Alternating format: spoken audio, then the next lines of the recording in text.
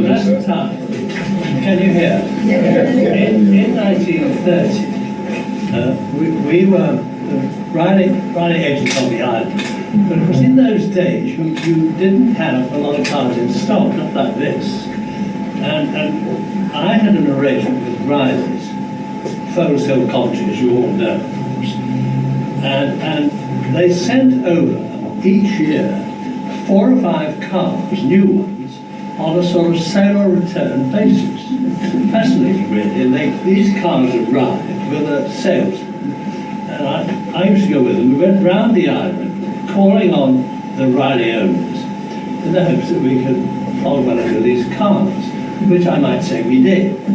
But at the end of the few days they were here, they left the ones that I'd been sold and took the others back. I just want to be interested in that. That's really how it all started. Well then, as the 1930s went along, of course, inevitably we came to 1939, which of course is clear to my memory because that's when the war started. Well, I was in an ACAC regiment here on the island, and we were sent over to Liverpool to guard the docks. And we thought, well, a few weeks we'll be going home. But without getting into a lot of details, 7 years later, I came back to the Isle of Man, having been all around the world and a few excitements in the war, but that's another story. So when I came back in 1947, back into the motor business, by this time, of course, Riley's had produced the RM, as you all know, probably better than me. So the thing that we did here, and had been doing for some generations, was providing cars for the course cars for the TT races. You probably know that. You probably had a look at some of these pictures. They'll speak a lot better than I can. But I decided that that the RM would be an ideal car for opening the roads for the TT. 1947, the first race after the war. So I'd been reading the road test of the RM in the motor. Some of you may have seen this, but it was an extraordinarily good road test report about this amazing car, as it turned out. So I thought, that's the car for me, you see, for the TT.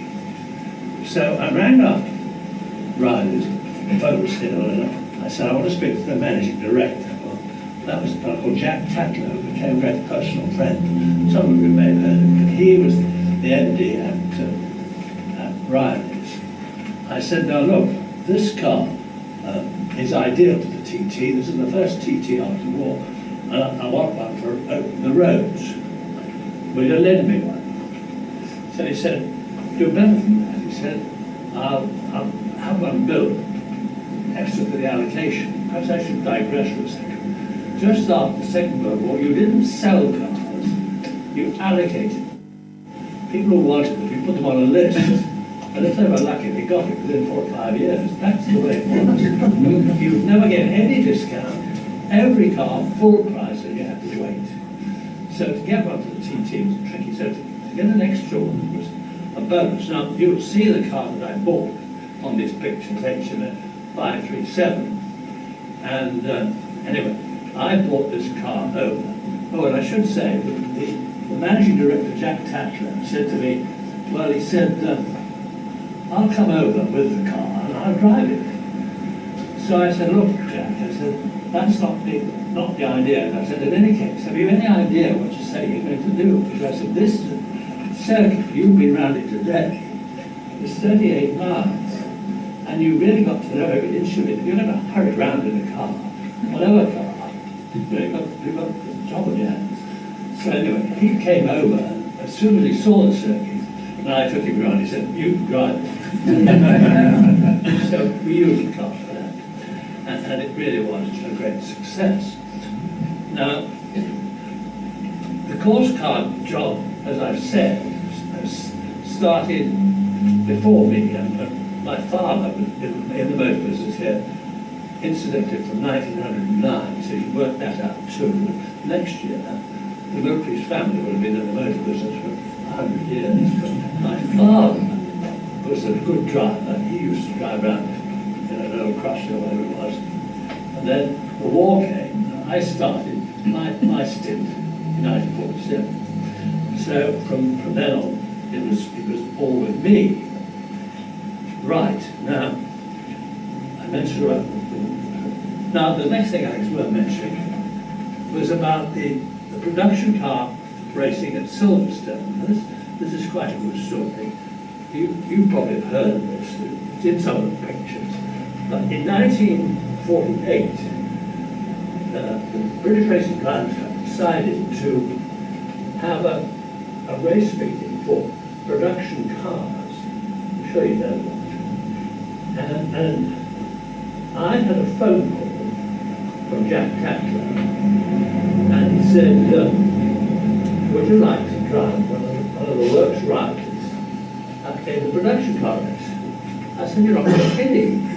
I said, no, I'm serious. You know, you're a good driver, you drive on the GT course, you're good enough for that, you're good enough for this.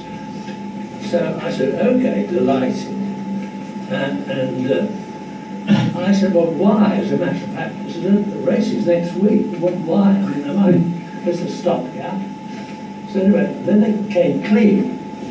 You will have heard, I think, of Billy Cotton, the dance band leader. Now, Billy Cotton had an RM, a white one. And Billy Cotton was going to drive in this race at Silverstone. But he wasn't well. That's what asked me. I was a sort of stand-in driver, but that was all. So I went down and we had this race. I won't give you the full details of it, but broadly speaking, it was 1 hour and all these teams. The problem we had was, of course, that this was the first year of the Jaguar XK120. So they stole the whole of the limelight. You know, this revolutionary car, which, as you all know, is a sort of world beater, or was at this time.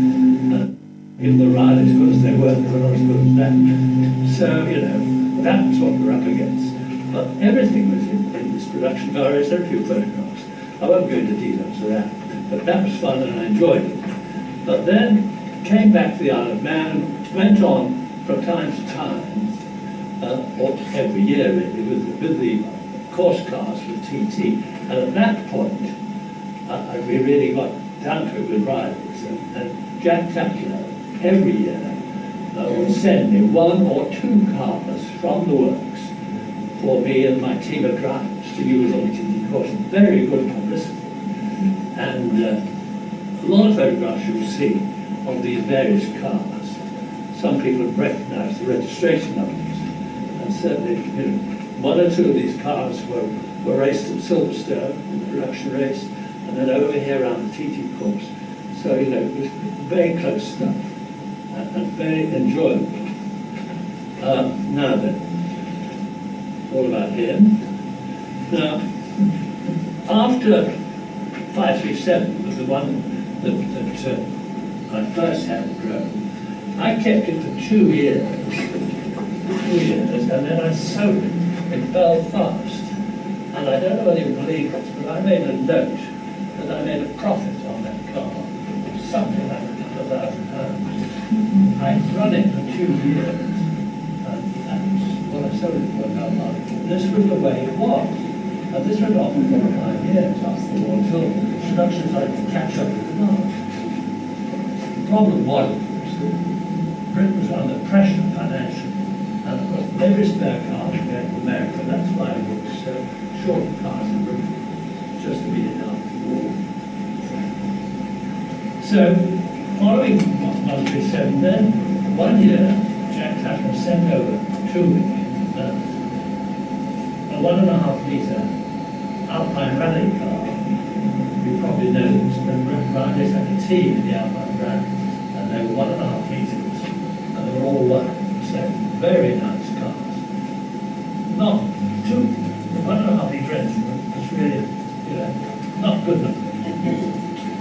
this heavy body, we managed. What they did, they put two carburetors, two SU carburetors, linked together, and it gave a bit more power. But it was a lovely car. And we used it as a TT, and then I bought it. So it stayed on the island. We used that for quite a long time. So that was another one. We did have another white car, which I bought after the Alpine car. One funny story about the Alpine car. I was going around the TT course, and when you went today, you came to come up, there was a bridge. You go over there?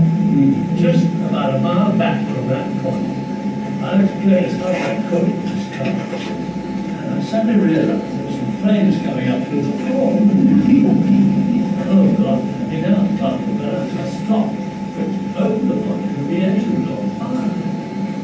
So I grabbed some sops off the hedge, put them on the engine, put the fire out, and got it, burned the car down. So the mechanical garage had to go up the car back on the road. Very fortunate. The other thing that happened on the course was, in 537, the RM riders, the brakes were not very good, let's face it. I'm learning that now. Motors are not good now. But, you know, if you're going tearing around the TT course, you know, by the time you got to Randall, the brakes are hot. And by the time you're on the mountain, they're really hot. Coming down the mountain, creating a bar, I was halfway down, I put the brakes on, there were no brakes. I don't know if you can stop. So, what do I do? I've got a corner. I managed to get down a gear, and I went round the corner, sort of sideways, didn't hit the edge, and very lucky. One of the few experiences I had. Smart. Right. I think just finally, because you know we've had such fun, David and I, my father before us, we got a monopoly of this wonderful job of driving these cars, and very good publicity, I might say. I'm just going to give you an idea of the sort of car that I've driven after the Riley period, because that was a major period of my life. In fact, the reason I when we were married, we took a ride on our honeymoon. And just a quick story on that. We were married in Nottingham, and we were going to drive down to Black Bush and try to Switzerland. I didn't need the car at Black Bush. So we stopped just outside Nottingham to get some petrol in the car, and I had all my travel things, passports, in running sort of the bags. I got out of the car, put it on the roof of the car, filled it up with petrol, got back in the car, and put it off. And I suddenly said to Ruth, what did I do with the back with all the passports? On the roof of the car, but so anyway, turned round and drove in there. They were in the middle of the road. Just like it, don't forget that. Just back to the car. Apart from the ride, I mean, we had the RNs, both the 2.5 and the 1.5. That went on for a long time. Probably about 4 or 5 years until they were overtaken by other things. And then we used a number of MGs, not mad exciting. We used MGAs, of course, and the MGPs, and even the TD. Very slow, you know, they were part of the job.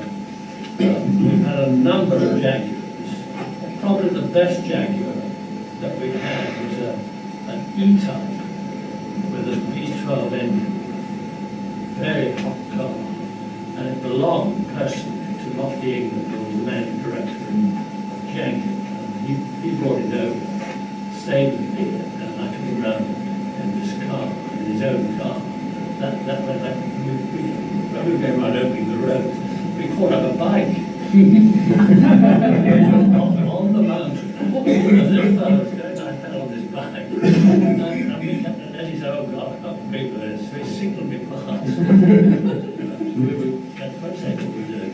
So then we had Laurent Triumphs, TR7s, and they were fun. And then they made a V8, they put the rover engine in one.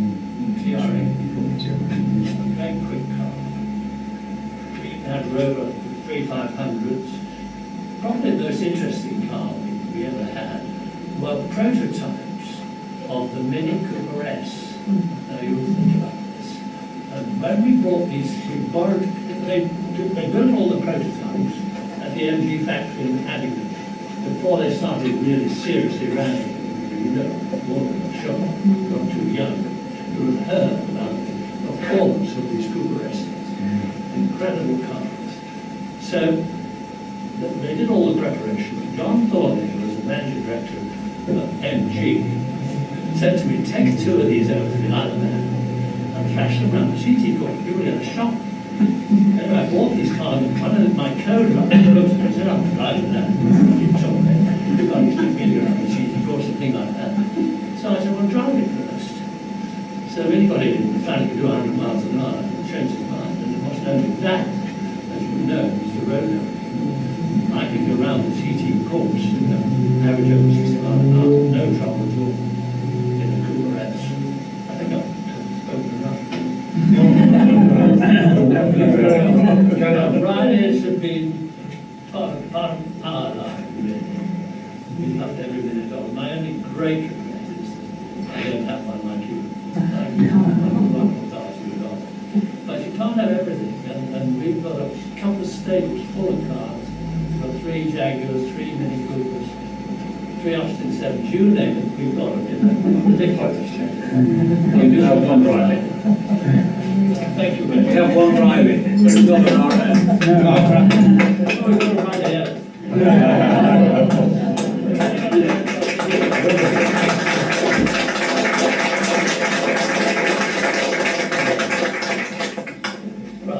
Just for those that don't know, folks, David, his father's Ryan, and Mum, she'll actually be called Mum. They're joining us afterwards as our guests. Oh,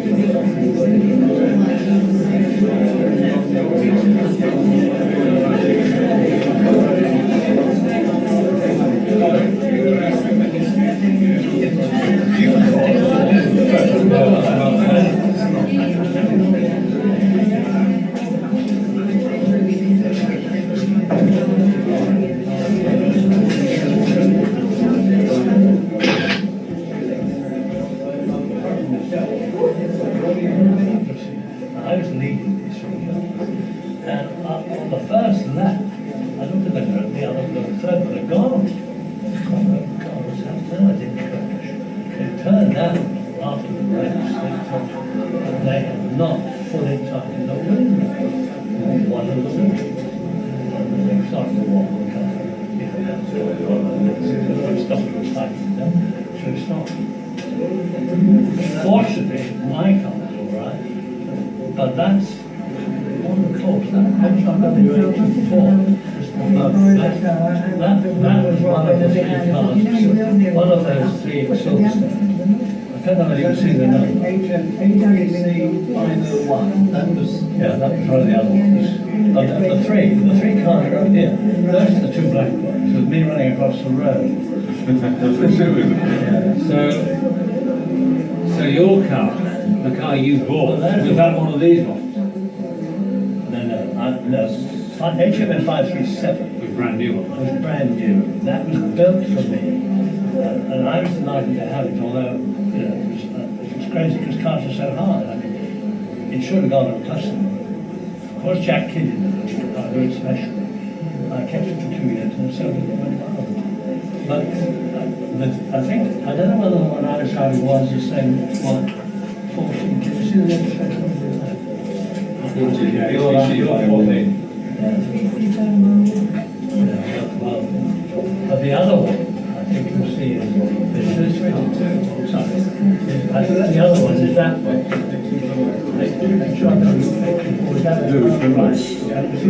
Billy Gold. No, that's right. But that's the... Well, it's the same one. It's the same one. And the only thing that counts is sort of on the I know what right. it's I thought it's one car, so then it's been a car like that, but that's doing, so yeah, I don't know if that is essentially. Actually, it's just two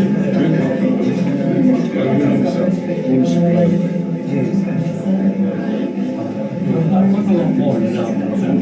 But this gives you an idea, you know, there were popular on the island. Yes, it's like that. And I said, 7 cars.